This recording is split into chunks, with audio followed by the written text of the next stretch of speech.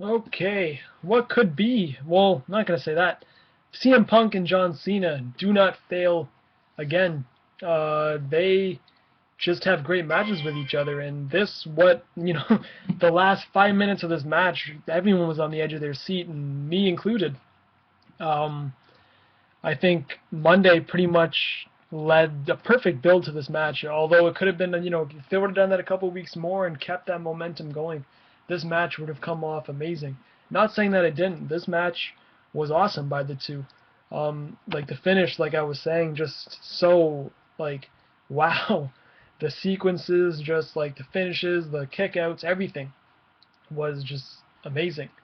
And just even from the beginning, you start off with a match. The two had their little video package, and you saw the promo from Monday, but the audio of that, but the images you saw was CM Punk changing himself and really not knowing who he really is, just like Cena was saying.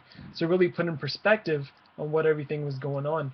And of course, you had CM Punk come out in his New York Yankee gear, which you're in Boston, and you have Paul Heyman even stating before, although he's from New York, he's gonna come to Boston, whatever and whatever.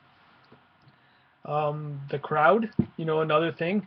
At the beginning of the show, I wouldn't say they were the greatest, but throughout the show and throughout the big spots, they did make this match for one just so amazing to watch. They were cheering, they were booing, the yay and boo and everything in between. Um, and you had guys they put everything out in the ring. You had CM Punk do a moonsault. You had Cena do a suicide dive to the outside. CM Punk hit the rock bottom, which was cool, and the crowd went nuts for that also. And just the countless number of times the guys hit their finishers and the kickouts it kind of reminded you of Shawn Michaels and the Undertaker from WrestleMania 25. Really bringing you back, like edge of your seat. You thought it was going to be over here, but it didn't happen. Then this happened, and the finisher came out of nowhere. You had the first of all Cena doing a German suplex from the top rope, just shoot style, like Kurt Angle and Benoit used to do.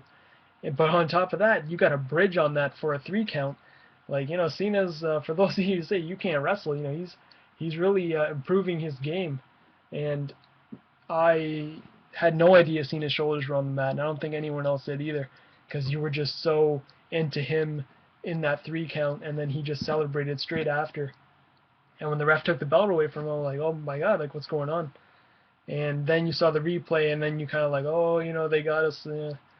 But I think a lot of people aren't gonna like the finish. I haven't read Twitter, see what they're saying, but to me, it's gonna lead to another match at Hell in a Cell if that's the next pay-per-view. And why shouldn't it? I think they're gonna have another great match, and this time it'll be inside of a cell, which means you're pretty much guaranteed a good match just like that.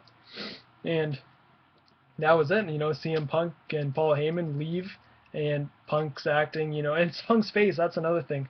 As soon as the ref gave him the belt, he's like, he had no idea what was going on. He just took the belt, and he's like, yes, yes, yes, just like some sadistic little creeper who just gets his belt and just hits the road, and just yelling, "I'm the best in the world, I'm the best in the world," as he's walking to the back. Just great. I loved it. I loved this match. Thought it was really good. Recommend it for anyone to go out of their way to see it. And this whole pay-per-view, I'm going to do a review after I'm done this video.